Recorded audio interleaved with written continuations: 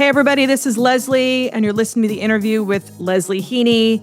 Here's part 2 with documentary filmmaker and founder of Shepherds of Wildlife Society, Tom Opre. In this episode, Tom and I talk about his most recent film, The Real Yellowstone, in which we really explore the sacrifice of progress in Montana and the importance of conserving the rancher's way of life, both for wildlife and land habitat conservation.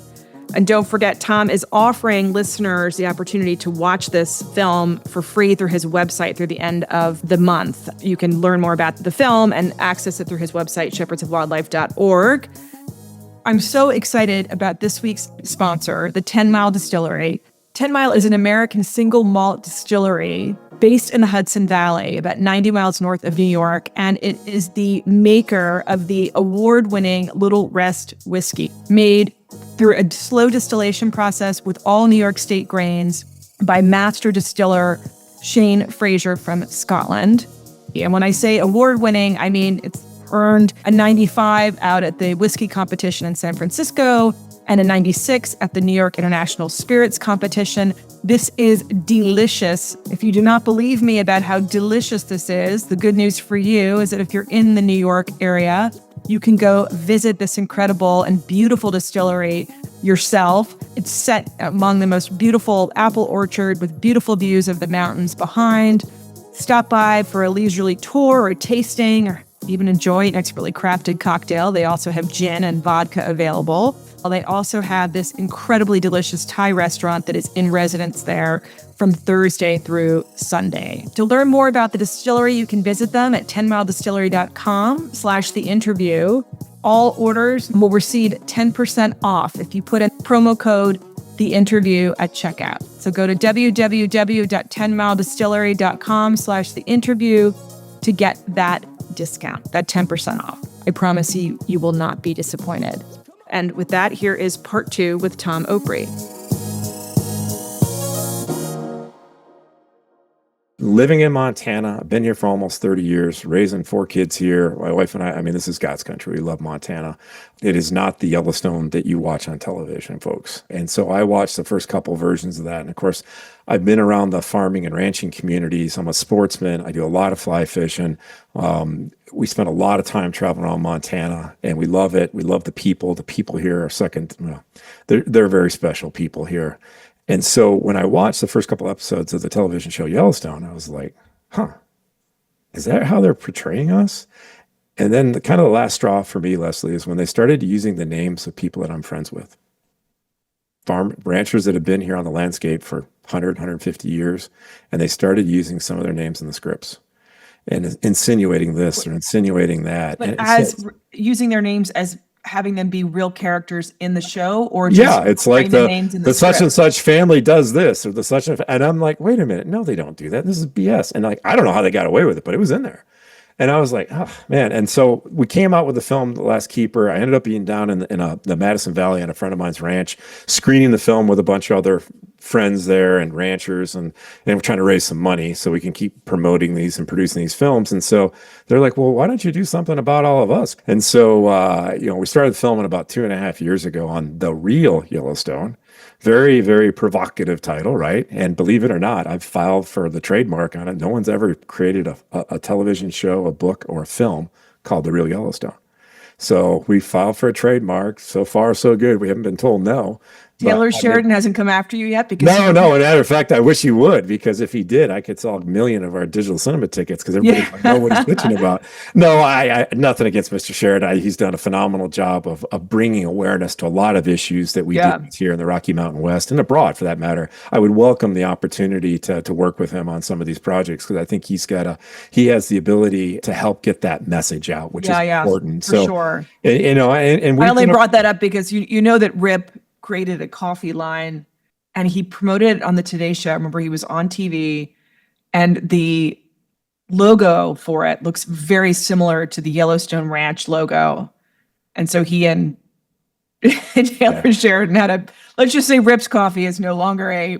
Yeah, well, you can see our movie poster behind me, and it says The Real Yellowstone. Yeah. It's pretty obvious what we're doing here. So Again, it's about rural communities, about the relationship with the land. In this case, it's multi-generational ranching families, farming families, and other people that have that connectivity that are doing good land stewardship, good wildlife conservation. And it's all the issues that we deal with that come with that. Because even when you are doing a good job, quite often there's unintended impacts and unintended consequences. And like we talked about child brides in Africa. Now, I'm Right. not saying we have a similar thing, but there are things that are just as powerful that happen here where we have conflict because of we've got lots of grizzly bears here in Montana. Where I live, I get grizzly bears that come through my yard. I've got young kids running around. I've got bird dogs running around, and we have to be very conscious of that. There's one lady that we featured in the film, a rancher on the Rocky Mountain front, that her now 16-year-old daughter has never, ever been able to play outside because they are covered up with grizzly bears over the last 20 years. And so, again, everything in nature. Is that a stewardship issue or a conservation issue that there's Well, too many I there, think or it's tied to that because because we didn't manage grizzly bears very well in the 1970s, we added them to the endangered species list, which Right. means the federal government manages them. And we don't allow the bears to be utilized in any kind of way. They're free to do whatever they want. right? So now we have some unintended consequences. Of course, everything's programmed to overpopulate the carrying capacity of the land. Now, when Lewis and Clark came here, the grizzly bears were out on the plains, out on the prairies, because that's where the wildlife was. That's where the bison Right. were. That's where the elk were. That's where the antelope were, the deer, all that. And they've got that clearly written in their diaries. And so what happened is when you get this influx of ranching and farming and the opening of the West, right? All of a sudden you got fences when you never had fences. And then, of course, you got these railroads where you never had rails. Then you have roads. Well, again, we pushed all that wildlife, including grizzly bears. They just got away from humanity and they moved up into the mountains. And then we had some areas that were pretty inaccessible mountain-wise. The Rocky Mountain front, you got the Bob Marshall Wilderness, Glacier National Park. That is the largest untracked wilderness in the lower 48. There's no roads through either one of them. Yeah, the park's got a few roads, but you got a monstrous area there. So these animals moved into these areas to get away from people. And eventually, since those lands weren't farmland, they weren't ranch land, nobody bothered them too much. And so you've got these predators on the landscape. Their population grows. Now, because we protected them for the last 35, 40 years, their population grows. Even though grizzly bears take a while to grow, they take a little bit longer than most, omnivores to grow quickly. And so when they do get to a certain amount, they move out into areas where there's food, where there's cover, where there's safety. Right. So they follow the river bottoms out of the mountains and they go down there because there's food. And remember, they're omnivores. So they don't have to kill animals to survive. They can eat, most of them eat vegetable matter most of the time. And so they'll go along and they'll do that. But of course, if they come along a herd of cows and there's a bunch of calves sitting there and they just came off their winter they've just been, sleeping all winter long in hibernation. And here's a bunch of calves and they have unbelievable olfactory nerves. They can smell dead animals 5 miles away. And they smell these calves that have been born and all the afterbirth that's around. The coyotes start congregating around. Everybody's kind of sitting there going, okay, who's going to get onto this first? And next thing you know, these grizzly bears just walk in and just start snatching and eating these things. It's veal, right? These are brand new calves. And so the rancher's sitting there going, well, I can't do anything about this because they're protected under Endangered Species Act. Tell me, without going too far off piece, what is your opinion of the reintroduction of gray wolves into the West? Have you heard about this? Oh, you've hit another interesting point. We didn't get into this in this film, but I've interviewed people that have been on the landscape for 150 plus years. Matter of fact, there's a gentleman down in Gardner, Montana, I interviewed that one of his family members was the first white child recorded, born in the Montana territories. And wow. He actually showed me pictures of his great-grandfather riding underneath the arch in Gardner when they commemorated the national park there, Yellowstone, with President Theodore Roosevelt on horseback. Wow. And so the guy's got a lot of history. And he talks about the fact that his family was involved in eradicating the last few wolves that were in Yellowstone National Park in the early 1930s, I think 1930, 1931.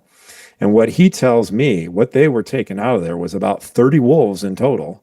And that what they called them were the Rocky Mountain timber wolf. So it was a fairly small, compared to the northern version, the gray wolf, a much smaller wolf that hunted in, pairs, not huge packs. And back in 95, the US government, the federal government, brought into Yellowstone gray wolves that they trapped and translocated from northern Alberta, which hunt in large packs. They hunt large herds of caribou in hundreds of thousands, sometimes herds of over 1 million in these areas across the northern part of Canada. It's not to say that gray wolves didn't come on down and hunt, something, bison or bears or, whatever was down here back, 300, 500, 600 years ago. I'm sure that's the case because they can travel and cover a lot of ground. But that wolf's subspecies that was living in that greater Yellowstone ecosystem, there was only 30 of them that he took out, approximately 30, according to this fellow. And it was a different type of wolf. And you can have different types of wolves. Like we said, the DNA in a grizzly bear from here is exactly the same DNA in a brown bear in Alaska. But a brown bear that lives on the coast eats salmon. And they eat so much salmon, Leslie, that they have enough fat on them to hibernate for 2 winters. Yeah. Now, our grizzly bears can't do that down there because they don't have the same food source. But they're exactly the same thing, but they're different. So I forget the terminology, but there's a terminology that scientists use to describe animals that live in the northern latitudes. You will find that they are much more robust in body size because they have to be able to live in much colder climates. So when you find a white-tailed deer in the Florida Keys, they call it the key deer, it's like 30 pounds. If you go to northern Alberta or northern Saskatchewan and you find a white-tailed deer up there, a white-tailed buck might be 400 pounds on the hoof. And it all has to do with where they've evolved and lived with. It's exactly the same DNA, but it's a different subspecies because it's evolved in that habitat with those type of environmental issues that has allowed it to be what it is today. So that's the situation we're dealing with the wolves. And the wolves are, this last year when I was working on this project, I was down in the Tom Minor Basin, which is outside of the Paradise Valley, right up against Yellowstone National Park. And one of the ranch managers, they had a problem. Every day they were losing a calf to 4 wolves. And this went on for like a month. Now, I talked about grizzly bear predation on this. So if you're a small cow-calf operator, and here's one thing you have to understand. These little operations, and some of them are big, but a lot of them are small. And one of them that we featured in the film, this is Trina Jo Bradley and her husband, and they got a small operation. They might have 100 calves on the ground in the springtime. Well, about half of them are male, half are female, heifers and steers. Well, it's the steers that you sell, that you keep until the fall. And that's what goes off to the market. It's a commodity. So at the end of the day, whatever they weigh, when they get to the stockyard, and whatever the commodity price is what they get paid for those. Let's just say there's 50 of them. So let's say it's $1,000 a piece. So now they're going to get $2,000 a piece. So they're going to get $100,000. That producer gets one check. That's it. They don't get paid again the rest of the year. So they have to live for the entire year, 365 days till the next year, until they take the next crop of cattle and sell it at market. Now they could sell a cow here and they could substitute a cow with a young heifer. They could do things like that. But that's kind of the basis for the business model. So let's say that you've got 100 cattle out there, and let's say 10 of your steers get eaten by wolves or other predators, grizzly bears. Well, let's say it's worth $2,000 a piece, which they are today. Well, now they're going to be getting $80,000. We're going to get less than that. That's all I'm just saying is that there's going to be that $20,000 difference. And I like to point out to people, like, hey, even I didn't fully grasp that until I started working on this Real Yellowstone project. Because at the end of the day, how many of us can afford to take a $10,000, $20,000, $50,000 hit on our paycheck? Just boom, it's gone. There's nothing you can do about it. You can't protect the resource because you have the Endangered Species Act. So protect it means, lethally removing the problem or conditioning. How do they manage it? They manage it with fencing or patrol? Well, so what they do here is they will do a combination of things. We have one family that actually has a summer grazing allotment on Forest Service ground in very remote part of southwestern Montana. It's one of the largest concentrations of grizzly bears in the lower 48, and they do outriding. And they do a form of regenerative ranching where they use electric polywire with solar panel chargers, that'll put a charge through the wire to kind of keep the cattle in smaller areas where they can ride around and monitor them. I mean, they're literally protecting them like a guard dog. Some people do use dogs, especially if they got sheep and things like that. Some people use llamas, but quite often these things can get attacked and killed by these predators too. But the problem with the grizzly bear, I'm a sportsman. I spend a lot of time in the outdoors. I have been charged. I have not been attacked, but I have been charged on multiple occasions. And you want to talk about get your attention. When you've got a 400, 500, 600-pound animal with big old sharp teeth and long ass claws, excuse the French there, but they start coming at you and they're chomping their teeth, it literally puts the hair on the back of your neck. Yeah, I can't imagine. It is such a primal thing. If you've never experienced that, be careful judging people who have, because it is a serious, serious deal. I would think the only thing that'd be similar to it is maybe being in a gunfight or a knife fight or being in the military in a battle where people are trying to kill you, because that's what it is. Whatever the motivation is, that animal is there to protect its space. It could be protect its young, that's viable. We get that. That's a lot of the reason why we have a bear-human conflict here. Of course, we're back to that conflict thing. The more animals on the landscape, the more people on the landscape, the more head going on, the more conflict goes on. Okay, well, I can tell you right now, wildlife loses on human-wildlife conflict because we kill it. I don't want to see that. I want to see us have these healthy, vibrant populations, but because we don't manage grizzly bears in the lower 48. By managing, I mean the wise use, the conservation of them, which entails sustainable use, includes hunting them. Yeah. Now, you go to Alaska, we don't see headlines every week or every month of people being maimed or killed or having this interaction where you have real conflict between humans and bears. Does it exist? Yes, but nowhere near like it does here in Montana. And Alaska has less people than we do in Montana. Is that because the grizzlies there are eating the salmon and there's an endless supply and they're in different locations? Or what do you attribute that to? Bear are on the menu. There has been a very active hunting season for bears. And so I did an interview some years ago with the late Valeris Geis. He's one of the founding fathers, a scientist, one of the founding fathers of the North American conservation model. And when we talked about this problem we have with bears and that human wildlife, I don't want to see conflict. I don't want anybody to have to kill a bear or do something because it's gotten into somebody's chicken coop or killed their dogs or, heaven forbid, killed some human being. At the end of the day, I want them to be free and I want them to have these healthy lifestyles, but I want them to respect us. And that's the key thing we don't have. Whereas you go up into Alaska, if you were to go bear hunting, and I've been a part of some of this in my life and I've seen what happens, if a bear smells, remember we talked about that nose being incredible? Yeah. If they smell a human being in the valley, they are exit stage right. Let's get out of here because we know that humans are dangerous. Down in the lower 48, bears here are the king of the jungle. They are the boss. They have no fear of us. They could care less about us. If you get in the way, they're going to take you to the point now where we have hunters out hunting to fill their freezers, to put food and feed their families that are being attacked and killed by grizzly bears who want to take over their kill. These are hunters that have actively gone out, shot elk. They're out there skinning, gutting it, whatever they're doing, prepping it to be able to take it home and put it in their freezer. And they're being ambushed by bears and killed. So in this film, right, you talked about kind of highlighting, the lifestyle of this small rancher, right, and the challenges they face by having so many grizzlies there and having their livelihood be literally attacked by the wildlife there, so that it's affecting their ability to sustain their lifestyle and feed their families.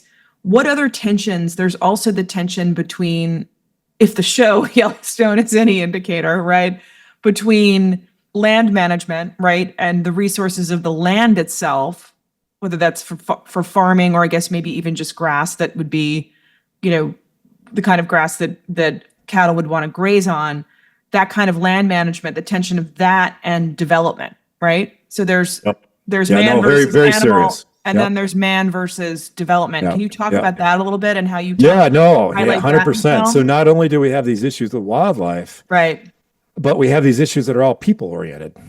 Right. So there's this, we talk about urban people, right? They don't have an idea kind of what goes on ranching. They watch TV shows. They think that we take people out to the train station when we don't like them. If they Yep. crossed us the wrong way, they still think that we're having wars with our Native American friends. It's just the reality there is that part of what I tried to do with this film is make our audience understand that these ranchers and farmers are people too. They have the same issues that people in cities have. Am I going to have a job? Am I going to be able to buy what I need to survive? Am I going to be able to raise my children? My kid's going to be able to get an education. Will my kids be able to follow in my footsteps in something that I'm proud of, that my family has been proud of for generations? Those are all real issues. And so can they stay on the land for another generation? Well, you're alluding to all these issues that these people are dealing with. So we talked about the wildlife. Well, of course, if you do a good job of managing the land. And so we really get into this regenerative ranching. So what is it? It is this concept, and I'll use a very loose definition, of managing the land to mimic Mother Nature, what it's done historically. So in the case of Montana, we had tens of thousands, hundreds of thousands, maybe millions of bison on the landscape for a very long time. And these landscapes, this upper grasslands, our prairie ecosystems, evolved with intense grazing. Large herds of bison coming in and wiping places out and moving for movement. So what some of the ranchers have figured out how to do here is to take, say, 1,000 head of cattle and put them on 100 acres, which isn't a lot of space, and put an electric polywire around them and have them there for 24 hours. And so there's no selective grazing. They have to eat what's there in order to eat. And that's what they do. They eat. That they also defecate. And they also break up the ground with their hooves. So everything, and then it rains. And you take the animals off for 2 years.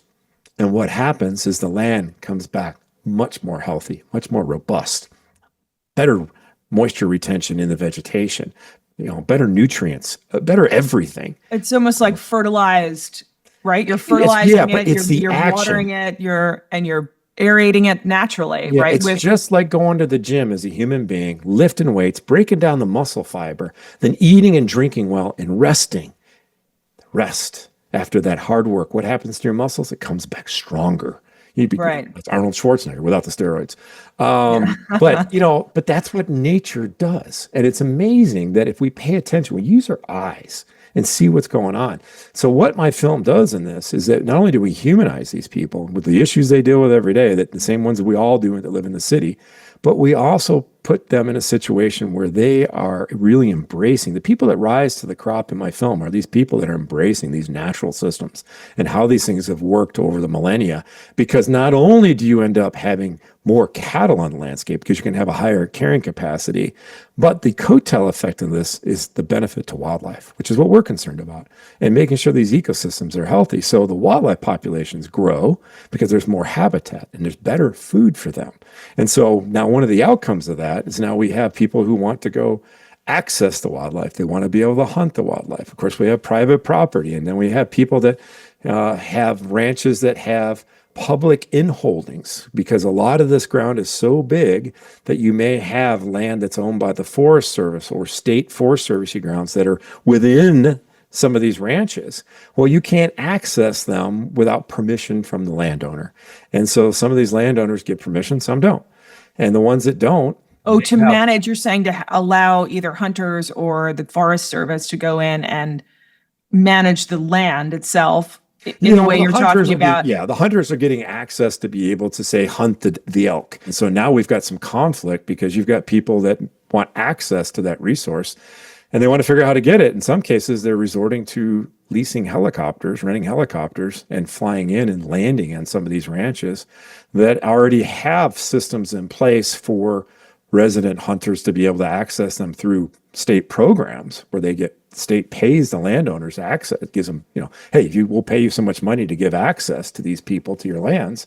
And it's conflict. So there's a lot of interesting things in this film that even people that are farmers and ranchers go, I didn't know that. What about the conflict that was highlighted in the show of developers wanting to come in, or gentlemen ranchers, coming in and just sort of wanting to have the coffee on the front porch and to look at the beautiful mountains, and they're not actively engaged in either ranching or in land stewardship and conservation? Like what is the impact of that? So you're talking about the trophy ranch craze. All right. So Yeah. what that is so you have these ranches are working ranches. These are families that have been on for a long time. It's a hard scrabble, tough life.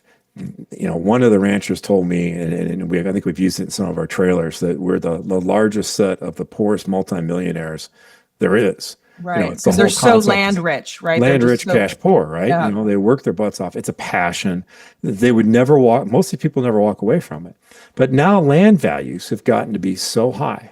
And we have people that have made so much money making Acme widgets or boats or cars or something else somewhere else, or oil wells or whatever it is, that they're willing to come in and buy up these ranches in order to have that Montana Yellowstone experience, right? To have that trophy ranch. It is a recreational activity. That's the whole emphasis behind buying these ranches. And a ranch, in order for it to be a working ranch, a rancher can't pay more than what the cattle can pay for it, right? So it's like you're going to do a land development, right? So if you're going to pay $1 million for a piece of land and you want to develop it, well, you're not going to pay more than what you can actually pay for. You're going to pay it and only get back $500,000 because you're going to go out of business, right?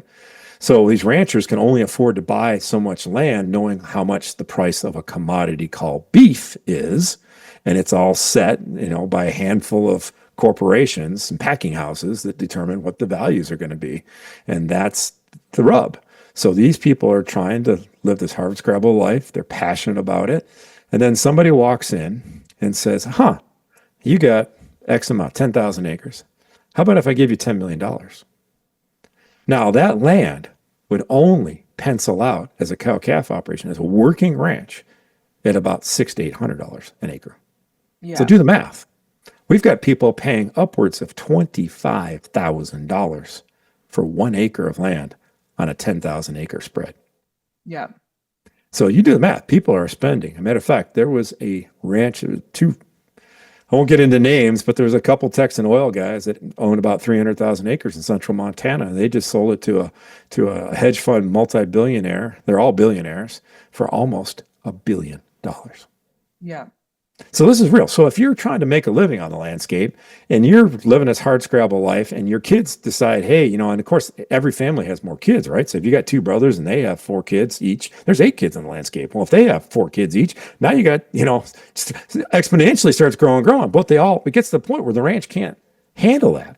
So then you only end up with a few kids that work the ranch and the other kids get to come back and maybe they get a little stipend every year or something, or maybe they get to run a few cows on or something, but they got to go find a living. They got to go learn some other way to make a living, right? It's not going to have anything to do with the ranch. I know that most of our beef comes from these big cattle, farms that are, done in the same kind of a. Well, industrialization is what we're talking about. Right, exactly. They're not sort of done in the kind of the natural, more sort of free range way that we're talking about with these cattle that are up in Montana. But by people going in to do that and having ranchers not farming in the land and rotating it the way you were talking about earlier, right? Where they put the cattle in one area and then concentrate. What is the ripple effect or the potential ripple effect of that if that continues? Well, it's really complex. You got a couple of major things going on here. You've now removed a working ranch and made it into a playground. So they're still going to run some cattle on it because they need the tax write-off. But you don't have that impact on the land. So it's going to impact the wildlife. It's going to impact the land. The whole ecosystem is impacted unless they're going to stick to what the working ranch did. Now that it's capable, and there are people that do that. Guys like Ted Turner, he's got the Flying D Ranch outside of in Gallatin County, outside of Bozeman, 190,000 acres. And I hate to think of what that ranch would be like today if he hadn't bought that and run his bison on there, which feeds all the Ted's Montana, restaurants. You'd be full of subdivisions and golf courses. I mean, we affectionately call Bozeman Bose Angeles. Yeah. It's urban sprawl. Well, and that's for a reason. There's the Yellowstone Resort there, the private club there and south of there, towards Big Sky. In Montana. But I'm just saying in Montana there are these, this investment coming in and people coming in and so so you have that. But that's one issue. So that affects wildlife. The other issue we have is when you take this land out of production, you got to remember the United States, we're one of a handful of countries in the world that's completely self-sufficient when it comes to food production. Yeah. So we take a ranch out of production. or take a bunch of land out of this, how is that going to impact us down the road? And there's one thing we haven't talked about. When you get a chance to watch the film, though, there's a nonprofit called American Prairie that has moved in about 20, 25 years ago into north central Montana. And their whole goal is originally was to create the very first private national park. Now, I don't know about you, but private national park is an oxymoron in my dictionary. But they have this concept that they want to bring back and create an area, a landmass that's larger than Yellowstone and Glacier National Parks combined. And they want bison to be free across this ground. They want it to go back to the way it was before Lewis and Clark came on the landscape. And they want to have grizzly bears and wolves manage the bison. So is that sort of part of what you would call like this rewilding movement that's happening globally, it sounds like, but without perhaps necessarily the science behind it or the kind of the thoughtfulness around, as you said, like how far do you go back? Do you go back? Do you go back when dinosaurs were there? The thing is that ground's been, Native Americans have been on the ground for at least the last 10,000 years, at least since the last ice age.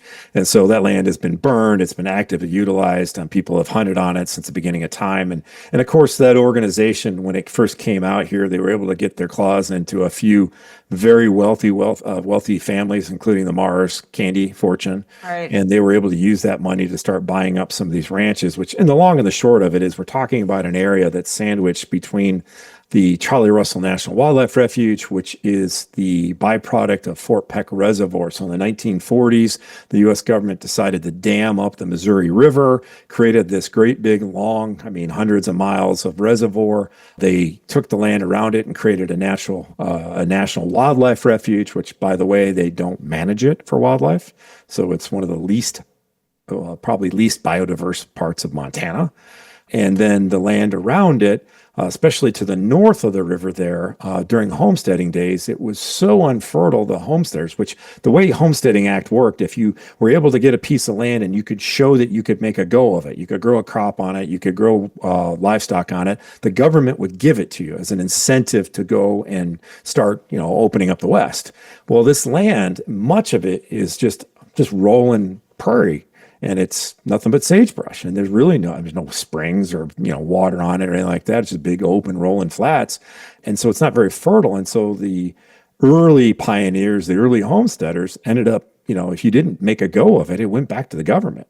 And so the Bureau of Land Management now manages about 2 million acres.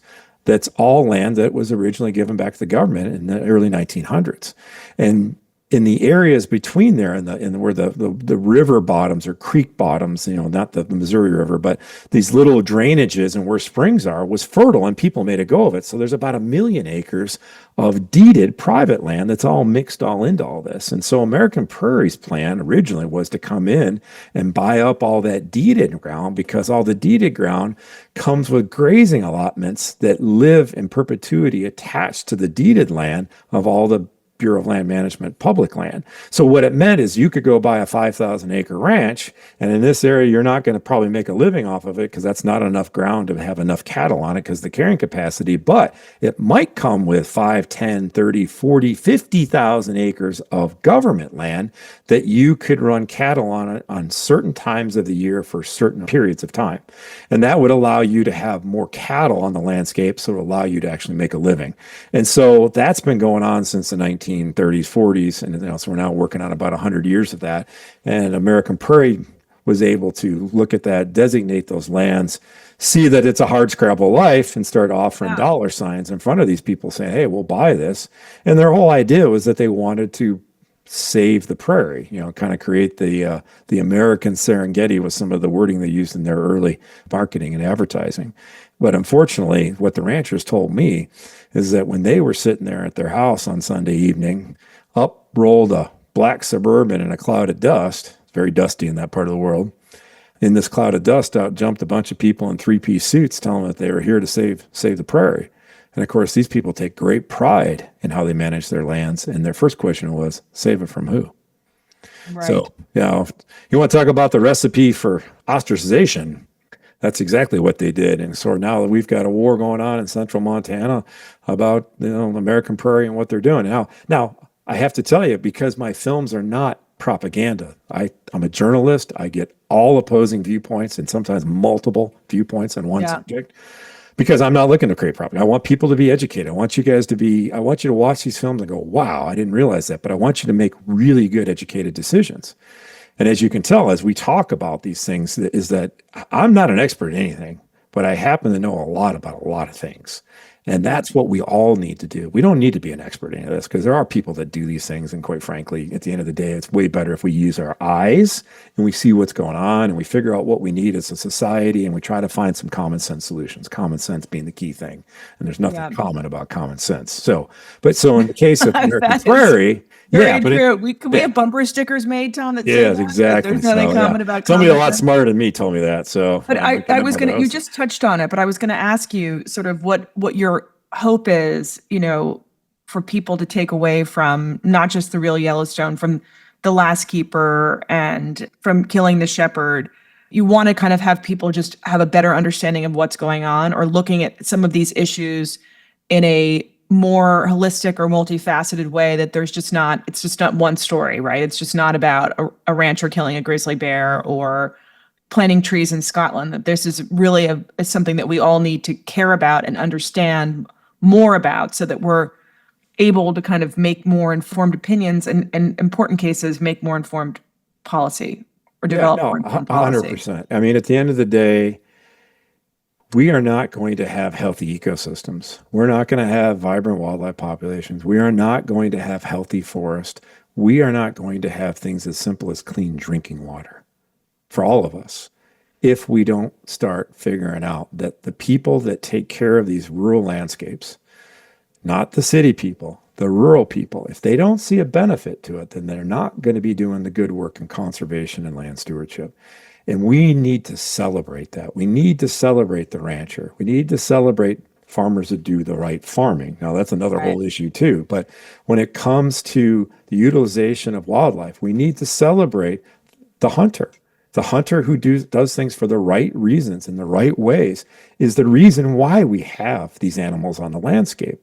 And because we have 8.1 billion humans on the planet, if we don't have those people out there taking care of those resources, this human tsunami, which I firmly believe is on its way, they may be the last bulwark against that tsunami. We may lose all of these things. I mean, we've seen all kinds of science fiction stuff where the whole planet's like industrialized, Right. We've seen all this stuff. Could it happen? Yeah. Look at the age of AI now. I mean, I don't know about you, but all of a sudden, AI, somebody says, well, we can make it in charge of this and we can make it into a machine and we can let it fly around with a bomb in it.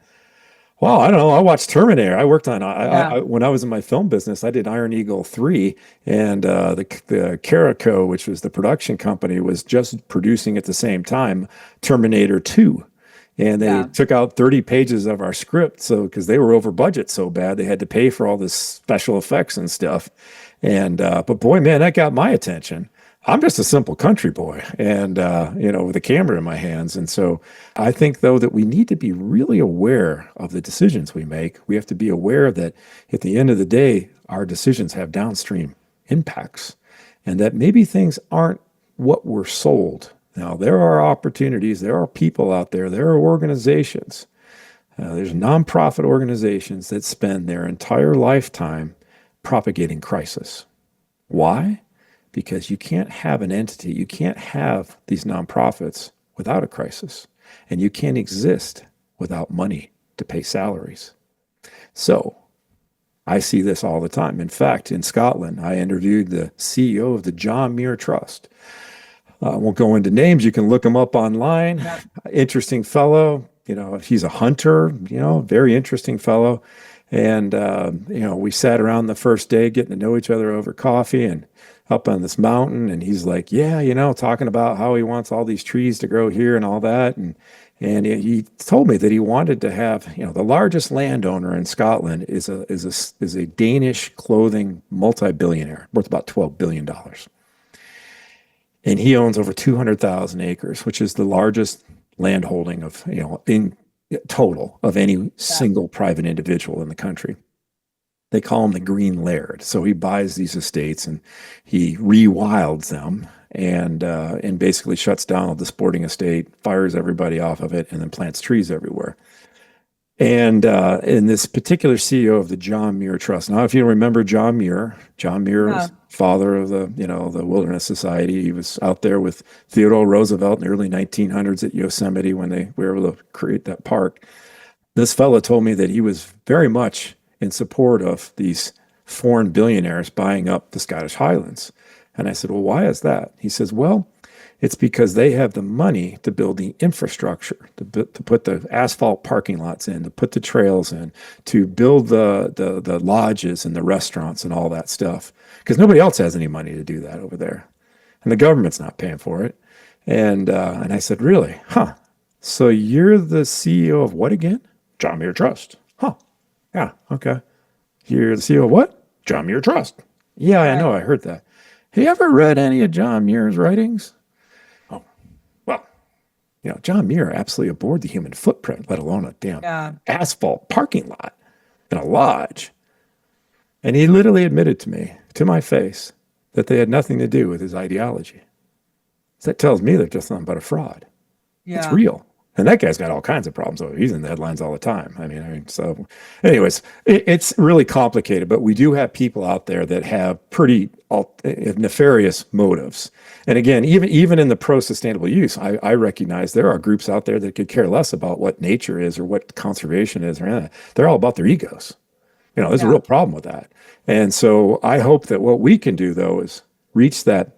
There is a 60 to 80% of our population here in America that understands that sustainable use is something that's allowed for these things to exist. It is important for our ecosystems. It's important for the healthiness of our habitats. And yeah, we got some issues with it, but at the end of the day, we're doing a pretty good job. And of course, the rewilders in Scotland, I did get attacked here and there for giving them a voice, believe it or not. But interesting enough, I had a few question my credentials as a filmmaker, and my response was, well, my family started out in the 1600s here in North America, and my relatives, my ancestors pretty well mucked this place up. But some wiser heads prevailed in the late 1800s, and our modern conservation ethos was spawned, the wise use of a natural resource. Yeah. And I have to tell you guys, I think we've spent the last 80 to 100 years or more doing rewilding here in North America. It isn't perfect, but we've done a pretty good dang job. And whereas you guys have been at it for about 20, 25 years, you might want to pay attention to what we're doing over here, what works, what doesn't work, and stop worrying about, who has what or who doesn't, and do what's right for the land. And it sounds like some of the history or the undercurrents of the history there, kind of those tensions informing that policy when in fact, kind of wanting to take it over again, and what those different estates may have represented at one time, and having that hangover kind of dictate what's going on over there. Okay, so for people, we talked about where people can see The Last Keeper and Killing the Shepherd. Let's talk about where people can see the real Yellowstone. How can we? So right now we're in the middle. I just did our 20th screening last night in Missoula, Montana. So we started screening about a month ago in Bozeman. We're trying to build up some grassroots energy, taking the film to rural communities all over the Western United States. But we're starting to get phone calls from the Hamptons. We're getting phone calls from Atlanta, Pittsburgh, Dallas, Fort Worth. We're going to see where this goes, because I love it. We got people that are really interested in what we're doing. This helps us get that message out about what Shepherds of Wildlife is, which our whole deal is about reconnecting our urban society with nature, making sure they understand what modern conservation is, what they understand that good land stewardship is. And so that's great for us. Now, we also have right now a shepherdsofwildlife.org. We have we call it digital cinema event till September 15th. You can go to our website. You can buy a digital cinema ticket. It's our one fundraiser that we do for this project. So if you guys want to buy a ticket, we'll email you a link to it. We've got a video player. You can use your email address with your ticket, and you can watch the film on any mobile device. And if you got your mobile device set up so you can stream it to your smart TV or projector, which if you know how to do that, that's great. I don't know how to do it very well. It sometimes works and sometimes doesn't, but anybody's got a mobile device can watch the film. Now, where are we going from here? We do a 55-minute version for PBS. So we're working with Wyoming PBS. They're our partner there, our presenting station. So the film will eventually roll out onto PBS throughout the end of this year. And then we do a 30-minute educational version for the corporate boardroom, classroom, and at political screenings, and we have now been booked on political screenings throughout the end of this year. We're going to be in Washington, D.C. We're going to be in Uzbekistan at the end of November for the big International CITES conference, where we actually showed Killing the Shepherd 3 years ago in Panama City in Panama. And then we've got a bunch of presentations with state legislators, with governors. I just had last month 16 state directors of departments of ag for 16 states in the western part of the United States all watch the film with me. And so, that's really what this is all about. We need people to talk about the film, to get online, get on our social media. Shepherds of Wildlife, we're on Instagram, we're on Facebook, Tom Opre, O-P-R-E. I'm on Instagram, Facebook, Twitter, or whatever it's called, X. But yeah, we just need people to talk about it, watch the film. If you post a question on any of our social media feeds or send a PM, I answer all of them. I can't do what I can do without all of yours help, without people getting behind this movement, because really what this is about making sure we leave the planet better than we found it. Because let's face it, folks, there's a lot of pressures, and there's more human beings on the planet than there ever has been before. Do I know what's going to happen? No, but I've got 4 kids, and I want to make sure that their great-grandchildren can see the wonderful spectacles of nature we have, and I want to make sure they got clean drinking water, and I think we all can agree on that. 100%, Tom. Well, I really just applaud you for taking your talent in filmmaking and putting it towards such an important cause of educating all of us about the importance of conservation. And I learned so much about sort of the distinction between conservation and preservation, and how some of these practices, or the practice of actively conserving, is how we are going to go about preserving these resources. Well, it's an investment, right? I mean, we got people like, there's people that buy hunting tags for, say, wild sheep. That I know one gentleman paid over $1 million just for the right to go hunt a sheep. And people are like, well, that's crazy. But that's that angel investment. That's that investment in our ecosystems. When you start thinking about where our drinking water, well, we've got snow and mountains, right? Well, what lives up on the top of those mountains? Wild sheep.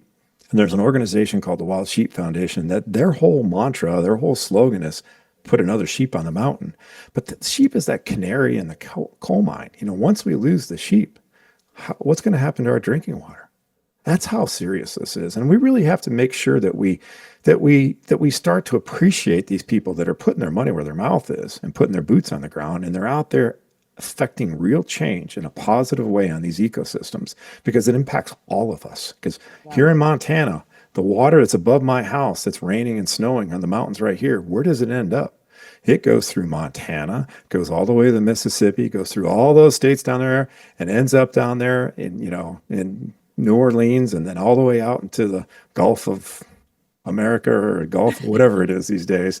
And the reality is, though, but it impacts so many people, whether it's being used for farming or used for industry or just used for drinking water. And people have to understand, like outfits like there's an outfit called Ducks Unlimited that's been around for a long time, since the 1930s. And, I've always told those guys, you guys got to start thinking outside the box. And so what does a duck marsh do for humans? Well, they're able to conserve and preserve that land so it doesn't get maybe drained for farming practices and destroyed or developed. But all the ducks live in there. And the duck populations in North America are actually doing really well, have been for decades now. But also all the other animals that live in that ecosystem are doing really well. It's very healthy. But what is the most important thing Ducks Unlimited does for us? It preserves the water, human drinking water, because where does that percolate from into our aquifers? It comes through our swamps and marshes. And so that's the kind of terminology. That's what we want to talk about, because people don't realize that maybe that organization is singled out as someone that just wants to go shoot a duck, a bunch of Elmer Fuds, right? Yeah. That's so much more complex than that. It's just like the Wild Sheep Foundation. We start to think about these people that are very, very affluent, that are spending, I can't afford to go on a sheep hunt. It's way too much. It's beyond my means financially. But at the end of the day, though, there's a bunch of people that do it, and that pays for the conservation of these ecosystems that no other species pays for like that. And so I think people have to start thinking much broader, much bigger, and just understand that there are a lot of things going on that you may not understand. But if you open your eyes and you pay attention and you listen to and watch films like the films we're producing, it's going to give you a lot better opportunity to make a really smart decision. And at the end, I hope we all end up in the same boat doing the same thing, so that we really do leave the place better than we found it. Oh, well, thank you, Tom. I really so appreciate you sharing all of your work with us. And I don't know how to put the movie onto the smart TV either, but I know someone in my house does. So we're going to do a full digital screening of the movie. that'd be We're going to great. get our tickets on the And link. if you guys have somebody wants to underwrite, so here's one thing for your viewers. Yeah. I have movie willing to travel. We just need to find underwriters so that we can make some money for the cause. And I'm happy to travel anywhere in the world where we can make enough money for the cause, because this is my life. And if we want to get in front of as many people, I mean, I've had people call me from Switzerland saying, hey, we rent out a whole ski resort movie theater and we invite people to come watch a movie for free. Can you come? And I'm like, yeah, we can raise some money for the cause. That's awesome. Like I said, and the same thing, I have some people in Washington, D.C. like, we really want to do this. And I was great. And I happen to know a lot of politicians because of this. And again, for us, it's important to get to those decision makers because they're the ones that make policy, right? They write the laws, they enact the policies and the regulations and all that. And unfortunately, most of them don't live in Montana. And even in Montana, the majority of the people that live here are not rural. They're urban. They live in cities and towns. And so we have a problem even within our state legislature where very few of them are rural. They're almost all urbanites. And they make decisions along the same line of what they experience, what they see every day, but they're only in that city, that town. So it's important there. But we also understand that these legislators and these politicians in DC, they want to get elected. So, we want to make sure that all you people that vote for them know the truth. Yeah. That's wonderful about what we're doing here. It's so easy. And I mean this from my heart, Leslie. This is so easy to tell the truth. I love that. I love that as a bumper sticker, and common sense is not common. It's my other takeaway bumper sticker from our conversation. But I really applaud you, Tom, for what you're doing. It's really important work that you're doing. And I'm really, really grateful to you for taking the time to share it with my listeners and any people that are viewing. And I will give all the information about how to buy the tickets and everything, both on the podcast and Instagram and all that good stuff. Yeah, we're good till September 15th. And then you can still watch Killing the Shepherd and The Last Keeper on our website. Now, it's the same player, but it actually has the panel discussions that we do after the world premiere. So Scotland last year in Edinburgh, we had several people come out that are kind of pseudo-personality, celebrity-type people that came out and kind of gave their first impressions and asked me questions. And we did the same thing in Bozeman last month. Had some really fascinating people come out there from the journalism side, the ag side, the sportsman side, cowboys, all that kind of stuff, kind of talking about, just kind of giving their perspective and their first reactions to the film, which I think is really valuable because people, it's really, again, we're just trying to learn. And so when you have different perspectives out there, I think that it's not just me saying, well, this is what I think, or people asking me questions from the peanut gallery. It's like, hey, there's somebody who actually has some pretty cool knowledge. And has that direct experience. Yeah. So those are really great options. If you go to shepherdsofwildlife.org and go ahead and click on it, there will be tickets for those films too you can watch. But the Real Yellowstone's only going to be available until the 15th of September. And then we'll be taking it off. And we're kind of keeping things kind of tight to the chest just because there's a lot of interest in the film. And if we want to put it on Amazon, we can do that any day of the week. But going on Netflix would be a big deal. And they put skin in the game. And when they put skin in the game, that changes where you go, changes who sees it, and all of a sudden it's available to their how many hundreds of millions of people. And again, our goal, our mission is to reach all those people and educate them and hopefully inspire them. I appreciate you having me on your podcast and talking to people. Thank you so much. I love what you're doing. I think it's so important, and I'm so glad whatever small part I can play and just kind of bringing a little attention to it. That brings us to the end of part 2 of my episode with Tom Opre. A huge thank you to Tom again for joining. I hope you all enjoyed learning more about land conservation in Africa and Scotland and Montana. I know that I did. As always, a big thank you to 10 Mile Distillery for being our summer sponsor. This is their last episode with us. We really appreciate their support. And I just wanted to remind everybody that it's fall's coming up, which is the perfect time for whiskey by the fire and for great Thanksgiving presents and Christmas presents, Hanukkah presents, any kind of holiday present. 10 Mile's your place. So be sure to check out their website, www.10miledistillery.com. and use the promo code THEINTERVIEW at checkout for 10% off. Thank you all so much for listening and for your support of the podcast. Hope you had a great Labor Day weekend. Your fall is off to a great start. We're going to be taking a little bit of a break, which I'll tell you more about through social media and through another episode, but we're taking a break, doing a rebranding and a refresh, and I'm really excited to share what's next for the podcast. So until then, this is Leslie, and thank you so much for listening and for all your support of the podcast.